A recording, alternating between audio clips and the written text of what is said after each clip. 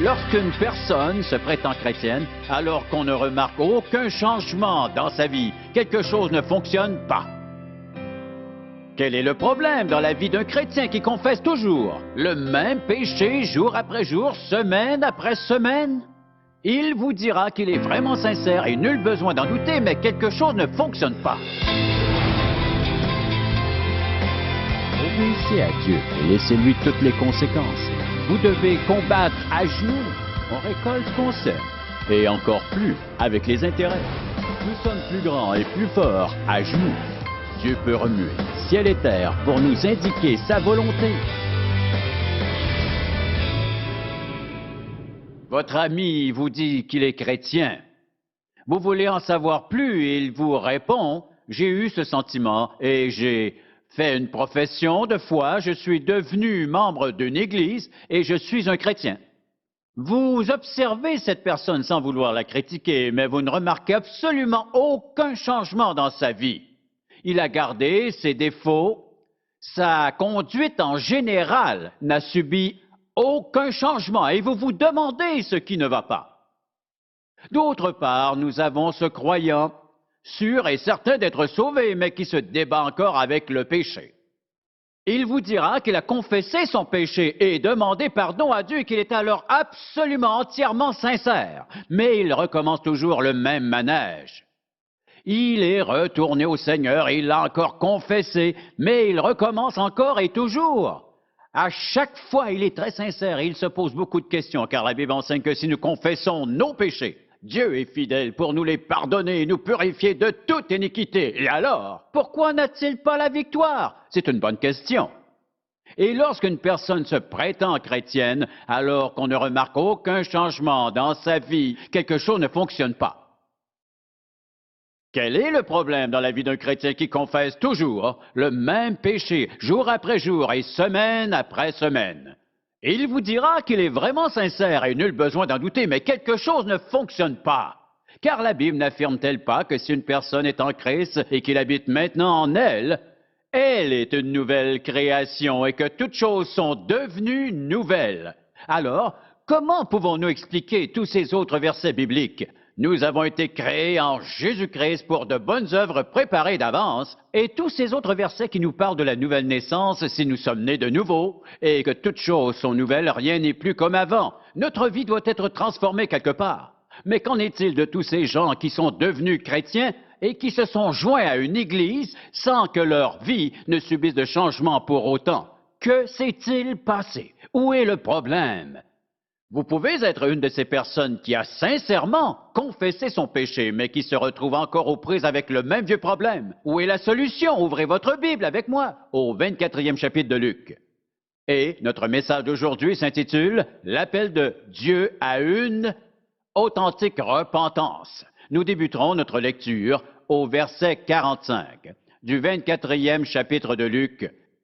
Il écrit: Alors il leur ouvrit l'esprit afin qu'ils comprennent les Écritures. Et il leur dit, Ainsi il est écrit que le Christ souffrirait, qu'il ressusciterait des morts le 3e jour, et que la repentance et le pardon des péchés seraient prêchés en son nom à toutes les nations, à commencer par Jérusalem.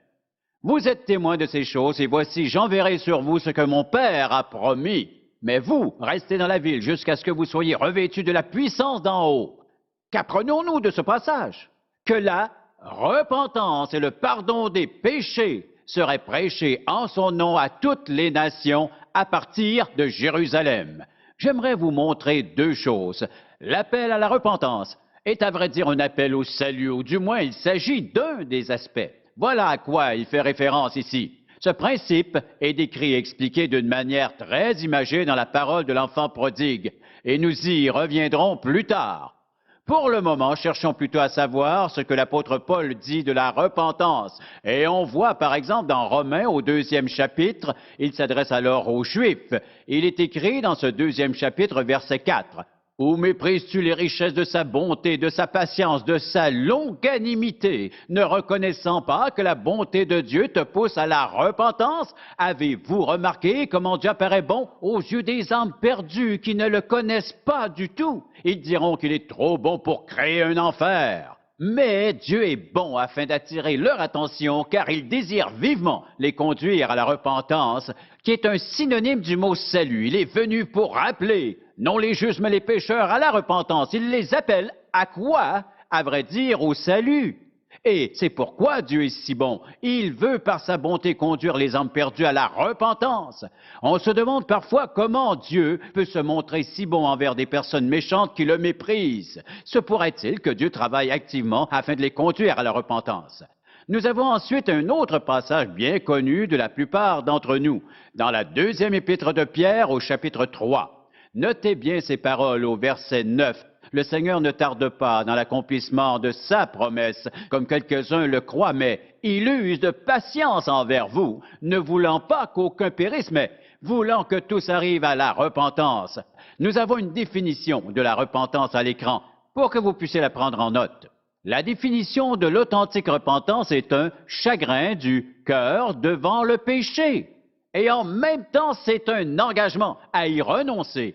Pour marcher dans l'obéissance envers Christ, il n'est pas suffisant de regretter, d'avoir péché, d'éprouver du remords, de la culpabilité et tout le reste. Il faut un engagement à se détourner de tous ces péchés. Le prochain point est très important, car beaucoup de gens sont aux prises avec ce problème sans même le réaliser. Supposons qu'une personne dise « J'ai péché contre Dieu, je suis désolé, je lui demande pardon, j'ai honte de moi. » Mais comprenons bien ceci. Une des raisons pour laquelle nous pouvons regretter nos actes est que nous nous sommes fait prendre. Une autre raison est parce que nous ne sommes absolument pas confortables à vivre dans ce péché. Ou encore que nous avons été découverts et que nous avons honte. Voici ce qu'il faut comprendre. On peut être en larmes et pleurer, on peut éprouver de la honte ou de l'embarras, on peut avoir peur de se faire prendre, mais la repentance n'est pas cela. Car elle est un chagrin du cœur envers Dieu à cause du péché et un engagement à faire quoi? Se détourner du péché sous toutes ses formes. C'est une erreur grave de penser que parce que je suis inconfortable et parce que j'ai honte de ce que j'ai fait et qu'alors je vais à Dieu et je lui dis que je n'aurais pas dû faire cela car je suis vraiment désolé de ce qui s'est passé. Mais est-ce de la repentance? Non. Nous pouvons être désolés, mais quelle est la source de notre chagrin? Est-ce vraiment parce que nous avons péché contre Dieu? Nous vivons dans un temps où on ne respecte plus Dieu, plus aucune révérence, et encore moins de reconnaître que Dieu est saint, car il est vraiment saint, et un Dieu saint ne peut tolérer le péché. Un Dieu saint ne peut passer le péché sous silence. Le monde aime nous proposer toutes sortes d'idées sur Dieu. Si votre Dieu n'est pas le Dieu de ce livre, alors vous adorez des idoles. Car vous adorez un Dieu qui n'est rien d'autre qu'une simple création humaine. Les gens peuvent se prosterner devant des idoles qui sont le reflet de leurs souhaits. Ils peuvent être d'autres humains. Peu importe, car il n'existe qu'un seul vrai Dieu. Son nom est Yahvé et son Fils est Jésus-Christ. Il est le seul vrai Dieu. En ce cas, tout ce que Dieu appelle péché est péché. Dieu ne veut pas de péché dans notre vie parce qu'il nous aime. Il aime chacun de ses enfants d'une manière inconditionnelle, mais cet immense amour ne l'oblige pas à fermer les yeux car je pêche délibérément contre lui. Certaines personnes sont bouleversées, peinées par leur péché. Elles vont vers Dieu, elles pleurent, elles sont dans une profonde affliction, mais elles ne se repentent pas vraiment, car la repentance n'est pas seulement un regret sincère, mais elle implique un changement radical. Et quand nous lisons la Bible, le mot hébreu pour repentance peut être traduit par changement, repentance et changement. Un autre exemple se trouve dans ce passage bien connu du second livre des Chroniques, chapitre 7, verset 14, qui nous parle d'Israël ou toute autre nation. Voici, si mon peuple, sur qui est invoqué mon nom, s'humilie, prie et cherche ma face, se détourne de ses mauvaises voies, je guérirai son pays. Ce n'est pas seulement s'humilier et prier, mais aussi de se détourner de ses mauvaises voies. On vit dans une société et même dans des églises où on tolère le péché. Un message qui circule souvent autour de nous est un message de tolérance, et cela même pour le péché. Je ne veux pas dire que nous devons ne plus jamais pécher, nous y reviendrons. Mais nous devons comprendre que Dieu déteste toute forme de péché, et cela pour une raison très simple, parce qu'il nous aime. Il nous aime trop pour nous laisser vivre là-dedans. Il aime ses enfants, c'est pourquoi il juge le péché, parce qu'il sait ce que le péché peut faire dans notre vie. Il voit ce qu'il fait dans la vie du non-croyant, et il voit ce qu'il fait dans la vie du croyant, et alors il le hait. Dieu ne veut pas de péché dans votre vie et ma vie, et il nous fait comprendre que notre vie a besoin d'un changement. Un des meilleurs exemples d'authentique repentance se trouve dans un autre passage bien connu. Tournez avec moi dans l'Évangile de Luc au 15e chapitre. Écoutez cette parabole qui commence au verset 11. Il dit, un homme avait 2 fils. Le plus jeune dit à son père, « Mon père, donne-moi la part des biens qui doit me revenir. » Écoutez. Et le père leur partagea son bien. Peu de jours après, le plus jeune fils, ayant tout ramassé ses biens, partit pour un pays éloigné où il dissipa son bien en vivant dans la débauche. Et voilà, lorsqu'il eut tout dépensé, une grande famine survint dans ce pays, et il commença à se trouver dans le besoin. Il alla alors se mettre au service d'un des habitants du pays, qui l'envoya dans ses champs garder ses pourceaux. Remarquez bien ceci. Jésus nous présente ainsi la situation. Ce jeune homme de race juive est tombé si bas qu'il doit nourrir des porcs. Un métier indigne, car le porc est un animal très impur pour les Juifs. Et cet homme juif doit jouer des coudes dans une porcherie avec des porcs pour arriver à se nourrir. Lorsqu'il eut tout dépensé, une grande famine survint dans ce pays, se trouvait dans le besoin. L'habitant l'a embauché pour garder ses porcs. Il aurait bien voulu se rassasier des carouges que mangeaient les pourceaux, mais personne ne lui en donnait. Où était-il? Ce jeune homme se trouvait au fond du baril, car il vivait dans le péché et il avait tout perdu. Mais soudain, Dieu attire son attention. Nous arrivons maintenant à notre exemple d'authentique repentance avec les 2 choses sans lesquelles il n'y a pas de repentance. Au verset 17, étant rentré en lui-même, il a vu toute la vérité. Il dit, « Combien d'ouvriers chez mon père ont du pain en abondance, et moi ici, je meurs de faim. » Remarquez bien, son engagement, « Je me lèverai, j'irai vers mon père, et je lui dirai, mon père, j'ai péché contre le ciel et contre toi. Ensuite, je ne suis plus digne d'être appelé ton fils. Traite-moi comme l'un de tes ouvriers. Qu'avons-nous jusqu'ici? Un homme abattu, sans ressources, il est fatigué d'être fatigué. Il a perdu tout ce qu'il avait, il est au fond du baril. Il est découragé, désillusionné, désenchanté, désolé de ce qu'il a fait, désolé d'avoir gaspillé sa vie. Mais la question est, a-t-il vraiment changé? Il dit, je me lèverai, j'irai vers mon père. Avez-vous saisi? Aussi longtemps que ce garçon se désolait seulement d'être dans la porcherie, au fond du baril de purin de porc, totalement démuni, après avoir tout perdu, à s'apitoyer sur son sort. S'il en était resté là, il serait encore là. Comment pouvons-nous savoir qu'il était sérieux dans son engagement? Verset 20, il se leva et alla vers son père. Comme il était encore loin, son père le vit, fut ému de compassion. Il courut se jeter à son cou, il l'embrassa. Et le fils lui dit, « Mon père, j'ai péché contre le ciel et contre toi. Je ne suis plus digne d'être appelé ton fils. » Mais le père dit à ses serviteurs, « Apportez la plus belle robe pour lui, un anneau au doigt et des souliers aux pieds. Réjouissons-nous car mon fils est revenu. » Comment savoir s'il s'était vraiment repenti d'être parti, d'avoir péché, d'avoir tout gaspillé? Il a non seulement réalisé tout cela, mais il avait en lui une volonté d'agir. La question se pose donc, est-ce vraiment important? Il quitte sa vieille vie de porcherie. Et de nos jours, un nombre élevé de personnes vivent dans une porcherie spirituelle. Leur état de corruption spirituelle est critique. Leur nature même est corrompue. Elles vivent dans le péché et la désobéissance envers Dieu. Lui ont raconté toutes sortes de choses, mais elles demeurent dans la porcherie. Elles ne se sont jamais réconciliées avec Dieu et elles en sont restées là. Elles ne chercheront pas Dieu avant d'avoir tout perdu. Dieu vous laissera-t-il tout perdre? Soyez-en certains. Et c'est bien, car tout ce qui vous pousse vers Dieu concourt à votre bien. Vous êtes peut-être assis là, ici ou chez vous, à penser, j'ai perdu tout ce que j'avais, et si Dieu était bon, il ne l'aurait pas permis, il aurait pris soin de moi. Et tralali, tralalaire, vous savez pourquoi Dieu l'a vraiment permis? Parce qu'il essayait d'attirer votre attention. L'attention de notre jeune homme a été attirée quand il a tout perdu. Beaucoup de gens devront tout perdre avant d'accorder à Dieu une quelconque attention. Dieu peut les aimer, parler à leur cœur. Il peut envoyer ses enfants leur témoigner de lui. Mais avant que leur volonté ne soit brisée, avant de reconnaître que tous leurs engagements, leurs confessions, leurs belles promesses et toutes leurs bonnes actions ne leur serviront strictement à rien, car avant de faire un véritable ménage dans leur vie, Dieu doit changer leur esprit. La repentance implique un changement dans votre vie. Il ne suffit pas d'en parler ou de se sentir un peu coupable. Il ne suffit pas de dire à Dieu que vous êtes dans la porcherie et qu'il doit répondre à vos prières, mais un changement s'impose. Et ce changement s'effectue quand vous répondez par une authentique confession et repentance, donnant un véritable chagrin pour votre péché. Non seulement de songer à le faire, mais de permettre effectivement à Dieu de transformer votre vie en renonçant à vos anciennes voies et en marchant en nouveauté de vie. Les églises sont remplies d'âmes, encore perdues. Ils ont pris une décision. Ils ont raconté leur boniment à Dieu, mais ils ne se sont jamais vraiment repentis. Ils vivent encore dans le péché.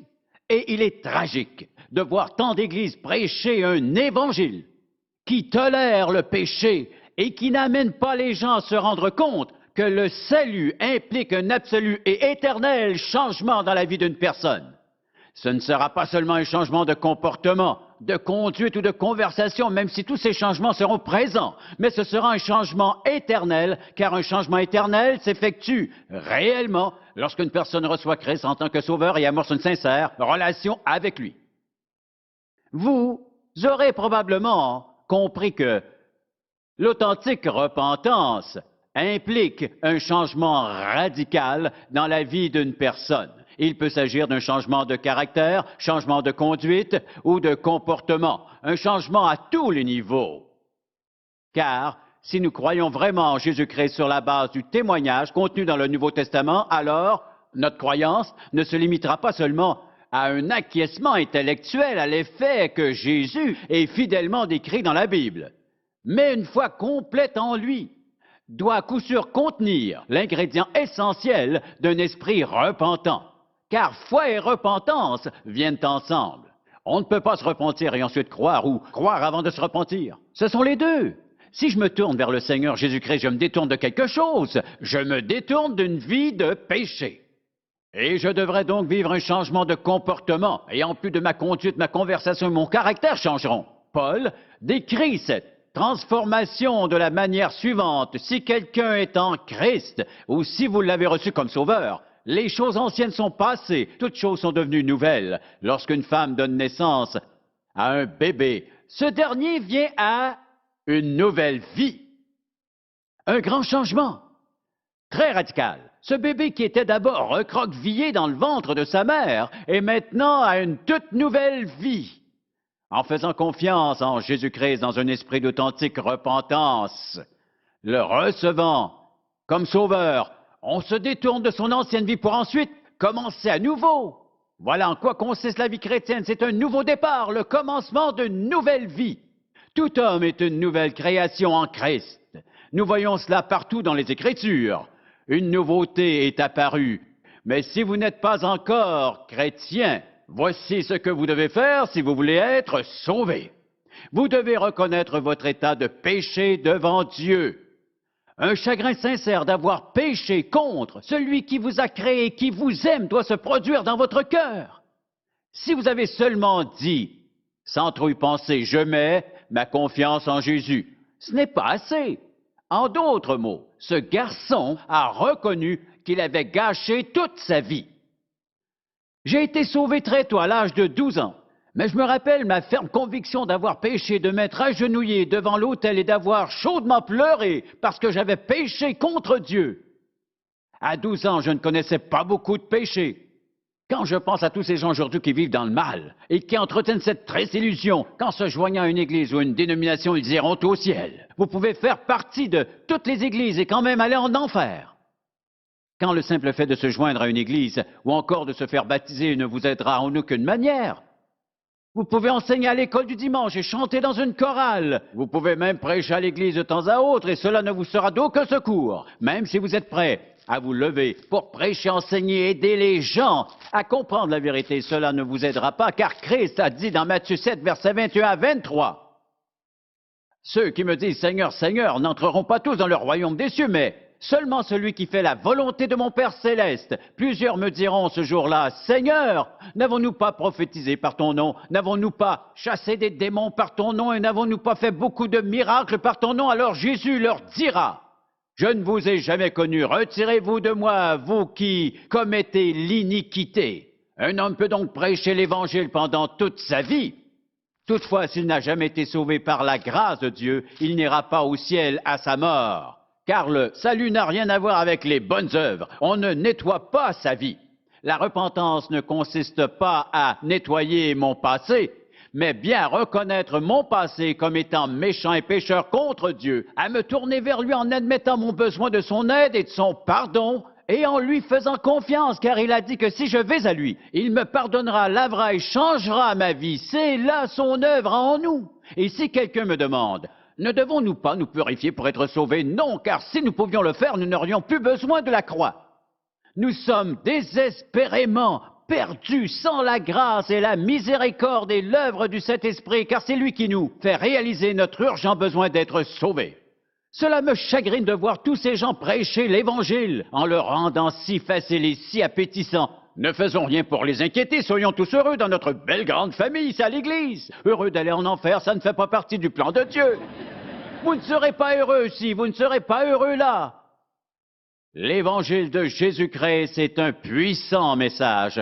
Et quel est ce message? Détournez-vous du péché par une sainte foi en Jésus-Christ avec un cœur repentant. En allant vers lui avec ce cœur, vos péchés seront pardonnés. Votre nom sera inscrit dans le livre de vie de l'agneau. Il se produira dans votre vie un changement éternel.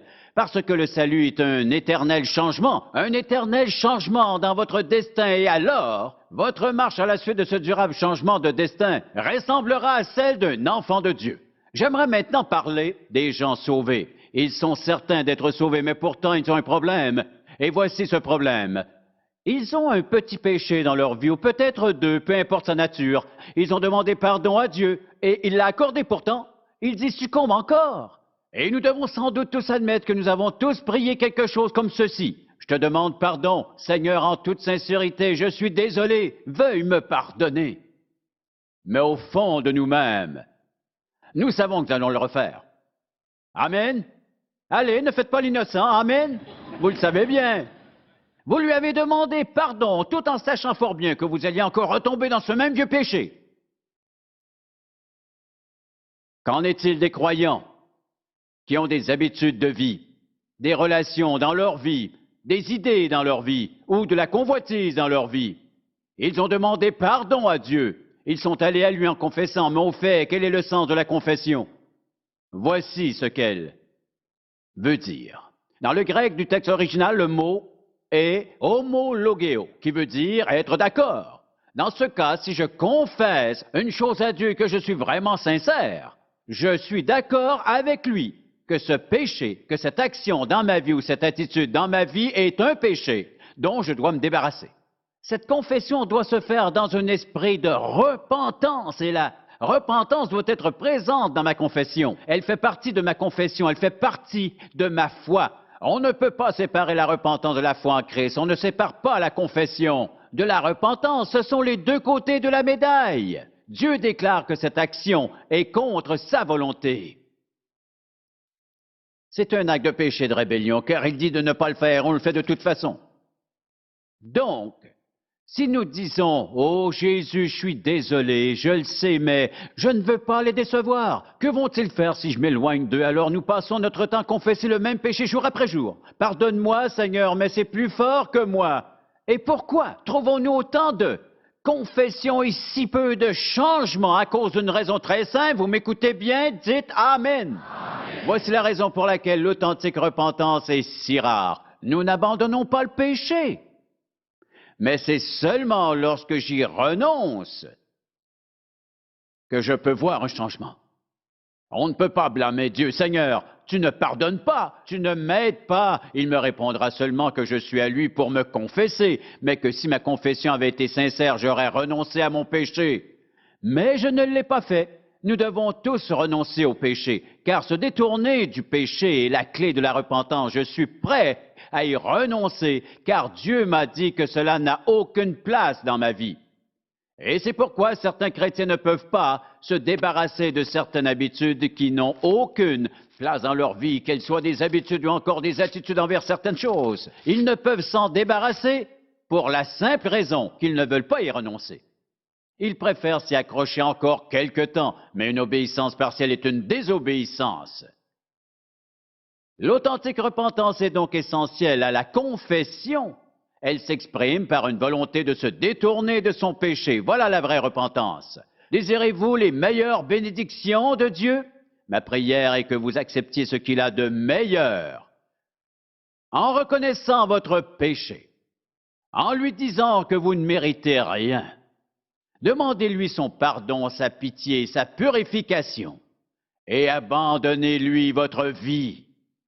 Faites-lui pleinement confiance en tant que Sauveur, Maître et Seigneur, car en vous tournant complètement vers lui, vous vous détournez en même temps du péché, de votre passé, pour jouir d'une nouvelle vie que Dieu a prévue pour vous. Mais si vous n'avez pas vécu toutes ces choses, vous n'êtes pas sauvé, vous n'êtes pas en sécurité. Si vous êtes croyant, mais que vous vous accrochez à quelque chose qui n'a aucune place dans votre vie, Dieu teste votre foi. Si vous faites confiance à Dieu, renoncez à ce que Dieu veut enlever de votre vie pour qu'il puisse vous donner beaucoup mieux. Vous devez choisir, et rappelez-vous, vous pouvez comprendre, être rempli de chagrin et tout le reste, mais être encore dans la porcherie jusqu'au moment où vous retournerez vers votre Père dans un esprit d'obéissance. Amen. Père, nous te remercions pour cette parabole de l'enfant prodigue. Nous sommes tous passés par là d'une manière ou d'une autre. Et Père, je prie pour les gens qui vont à l'église chaque dimanche tout en sentant bien que quelque chose ne fonctionne pas. Rien n'a vraiment changé et ils ne comprennent pas pourquoi. Aide-les à voir que c'est par un acte de confession délibéré, défini, sincère, simple et empreint d'un esprit de repentance et de regret devant leurs péchés, et un engagement à y renoncer par la puissance de ton Saint-Esprit pour te suivre avec obéissance. C'est ma prière dans le saint nom de Jésus. Amen. Pour obtenir plus d'informations sur les ministères en contact ou pour savoir comment entretenir une relation personnelle avec Jésus-Christ, composez notre numéro de téléphone ou écrivez-nous en utilisant l'adresse sur votre écran. En contact avec Charles Stanley a été réalisé par la grâce de Dieu et la fidélité de nos partenaires de ministère à travers le monde.